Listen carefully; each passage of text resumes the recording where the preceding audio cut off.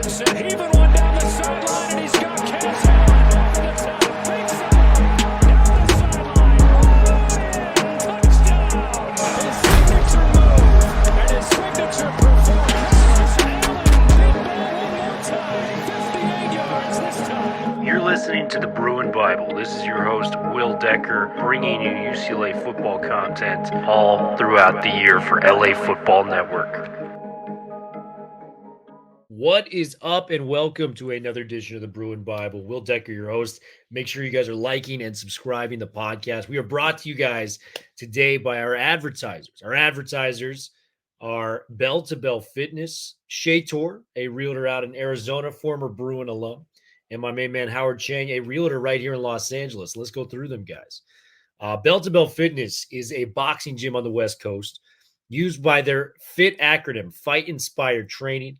My main man, Tony Gonzalez, was the boxing coach for UCLA for over 10 years. He has built this gym on the West Side to learn how to boxing, stay in shape, and get you all the essentials you need to become somebody that is obsessed with boxing and fitness. Make sure to check it out. Go into Bell to Bell Fitness and say you heard about it from the Bruin Bible, and you're going to get a free session with Tony Gonzalez. So make sure to check that out. Shea Tor, my main man. Shea Tor is a licensed real estate agent in Arizona and a lifelong Bruin. He's a current Wooden Athletic Fund donor and football season ticket holder. When not selling houses or going to UCLA games, he loves to travel the country, checking out different arenas, ballparks, and stadiums. If you're looking to make the move to Arizona or know someone who is, please reach out to our loyal friend, Mr. Shea Tor. His phone number is 602-487-3975. Once again, his number is 602-487-3975. Make sure to check that out. And then the local realtor we got out here, Howard Chang. Howard Chang is a local realtor with the Serene team at eXp Realty. Their team has an office right here in Culver City, though they help clients buy and sell homes all over the LA County and the surrounding areas. Howard and his team do a ton of business and are super in tune with the market, knowing winning strategies to give their clients a competitive advantage, have amazing vendor referrals, are a one-stop shop for anything real estate, and just provide a ton of value for their clients. Howard and his partner, Kyle Draper, are UCLA alums and a huge fans of the UCLA football and basketball programs. You often see them at games, tailgating and networking and staying involved with the UCLA alumni community. They would love to help any fellow alumni with accomplishing their real estate goals. So if you guys have any real estate needs in the LA area, look no further. Howard is your guy. Man, what is up and what is going on? Bruin Bible, ESPN 1090, the mightier. We got a very, very special guest in the house today. My main man, Reuben Unije, coming through, man. Fours up. He's got the fours already up. We are excited to have him. Transfer tackle coming from University of Houston. This guy's got 19 starts to his name, an area of much concern from UCLA, shored up in the meantime by our guy, Reuben. Reuben, first and foremost, how are you doing today? And talk to me. Like, how's it feel to be a Bruin on the surface, man? Man, it feels awesome. I'm happy to be a Bruin, ready to get working, ready to get started, ready to, come in there, dominate and, have a heck of a first season with Coach Foster and the staff. Bro, we were so excited when we saw your post that you had committed through the transfer portal. I'm going to get into all the UCLA stuff because I know the fans are going to be really excited to hear about your visit out there, your experience with Coach Foster. What do you think of Coach Castillo? But I want to take it all the way back to the beginning, Reuben. Talk to me about how you gravitated towards the game originally. I know you went to the famed IMG Academy out there in Bradenton, Florida. But where did you grow up initially, and how did you gravitate towards the game of football? Because it's led you to far places such as Los Angeles here now. Man. Football was something I never thought I was going to end up playing growing up. I played soccer my whole life.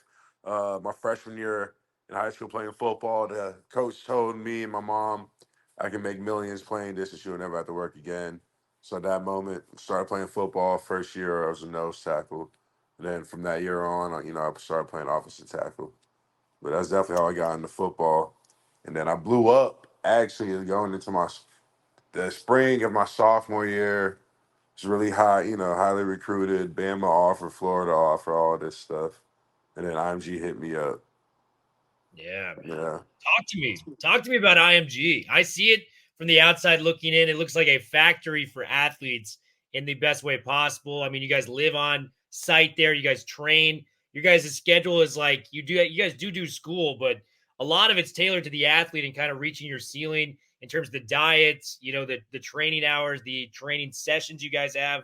Talk to me as an outsider looking in, because I've always been fascinated with it from afar about IMG. Yeah, man, and that's a totally fair, question. Me personally, I didn't know much about IMG until they hit me up. I didn't know them. I didn't know about them at all. But kind of like you said, when you get there, it is really scheduled. It's like it's the equivalent of college. So it's really like prepping you for college.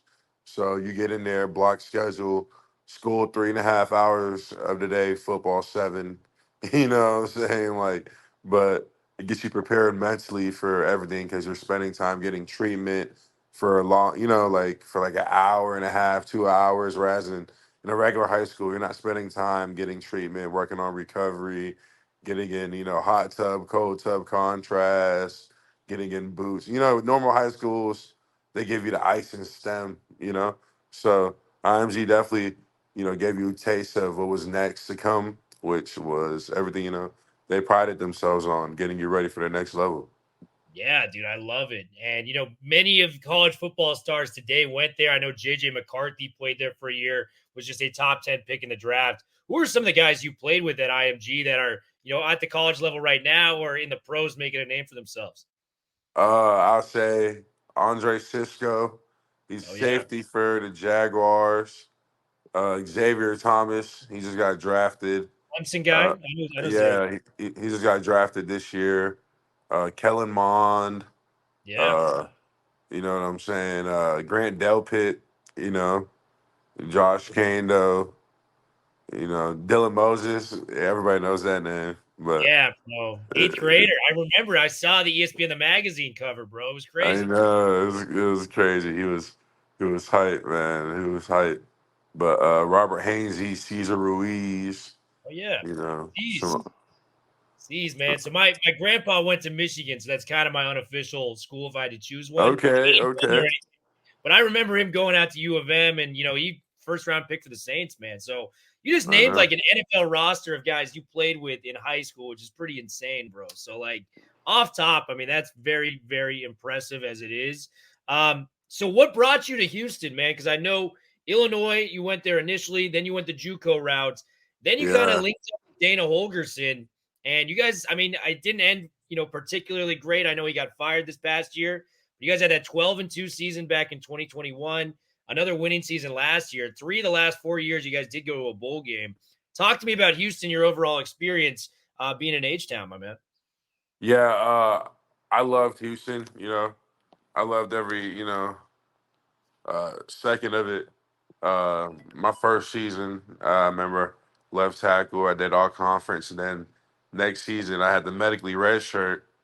Then I came back for my third season starting, but then I got turf toe. I got a grade 2, almost a grade 3 full rupture of my big toe, the tendon in my big toe. So then that put me out for like a good amount of games. Came back, coach trying to make sure I'm healthy, rotated me back in. I'm doing really good. And then, start the last game, grade out one of the highest on the team, like really good year. And then I had this past season where I did decent, you know. So it was good time at Houston, but also a character builder for me personally. Because if you would have asked me after my first season, I would have told you that next season was my last season in college. I was prepared, you know, to capitalize on everything, but God had other plans with the medical red shirt. So Houston it was really good for me as a football player. I got a lot better and good for me as a person, a big character, building experience those 4 seasons there.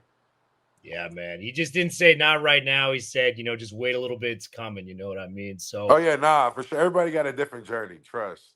Like you yeah, said, I man. went from Illinois to JUCO, so like, a lot of character building moments in my career. You'll be able to look back too, in a year from now and be grateful for all those experiences that led Amen, you brother. to where you want to Yeah, go. So it's a beautiful thing, exactly. bro. Talk to me. Like, so you entered the transfer portal. You obviously land on UCLA. What were some of the other schools in the process for you? And, talk to me about that first UCLA visit and what stood out to you about potentially being a Bruin. Yeah, some other schools that were competing were like Ohio State, South Carolina, Washington, stuff like that. But what for UCLA, it was like how the coaches were from the beginning. They were on me, and I could tell that they wanted, they loved me. And then as soon as I looked a little bit more into it, then I seen Eric Bieniemy was the offensive coordinator, and Juan Castillo was the offensive line coach. I knew as an offensive player, it was a no brainer for me, to go there. I was like, my last season in college football, what more could I want, than to get stamped by two legends in the game, from a coaching standpoint, with Coach Bieniemy and Juan Castillo.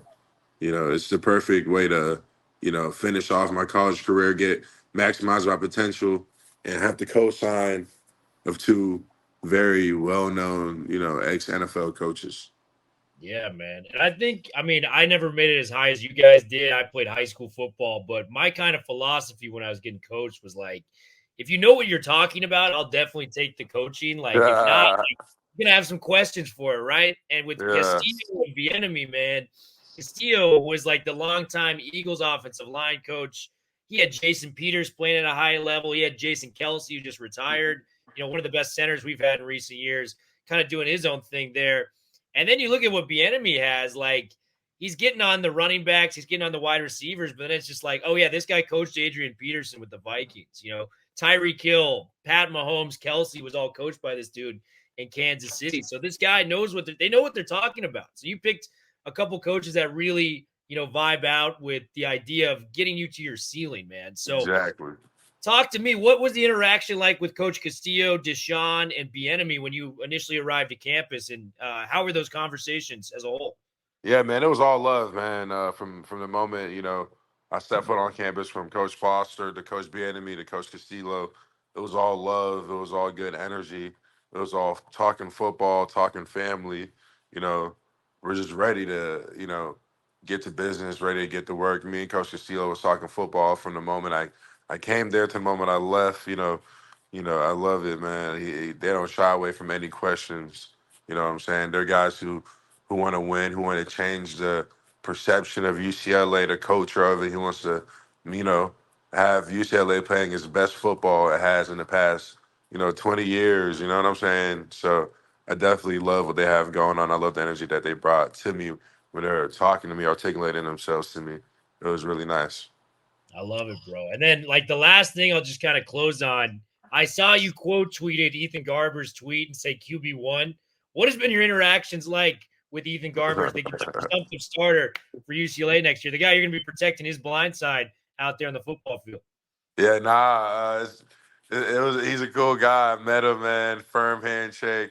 When I get out there, I'm gonna definitely check out his crib. He seems like a bro. I feel like we're gonna get along very well. That's QB1. Got to build that chemistry up now. Go out there, chill with my guy, get in a playbook with my guy, go to the beach. You know what I'm saying? Run through plays, whatever it is. That's my guy. He's gonna be well protected. Dude, yeah, he is very much a California bro. He went to like Newport Beach, like a high school out Yeah, there. So, like, you get ready for some beach slang to be thrown around with dude, I Garber. love it, man. I love Yeah, it. he's I'm gonna be ready. hanging 10 out there and chilling, on the Hey, low. he's gonna hang 10. I'm gonna hang 11. Yeah, exactly, exactly. Well, Rube, dude, welcome out to UCLA. This was such a joy Thank you, for us to get boss. you on the show, man. We are very, very excited to have you out. And man, Thank just you. give us another fours up before we leave because it's UCLA. Fours up, fours There we go. up. There we go, man. You Bruin Bible, we are officially out. Reuben Unije, man, coming through and talking to us, the newest Bruin on the offensive Let's line. go, Take let's it go, easy, let's guys. go.